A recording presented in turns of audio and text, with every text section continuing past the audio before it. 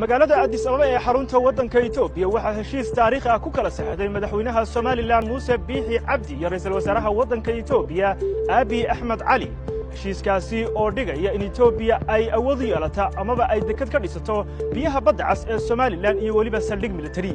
sida ay ku warantay warbaahinta waddanka Itoobiya ama warbaahinta ku hadasha afka dawladda Itoobiya heshiiskan ayaa socon doona muddo 50 sanadood iyadoo sidoo kale ay suurtagal tahay tiri warbaahinta Itoobiya in heshiiskan la sii kordhin doono haddii loo baahdo marka ay dhamaadaan muddada 50 sano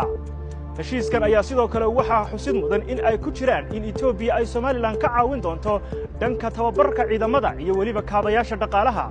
Itoobiya ayaa heshiiskan ku tilmaantay mid taariikhi ah isla markaana ay doonayso inay ku sii fidiso ama ay ku sii balaadhiso saameynta ay ku leedahay gobolka Geeska Afrika iyo biyaha badda cas iyo waliba saameynteeda dhanka wadamada caalamka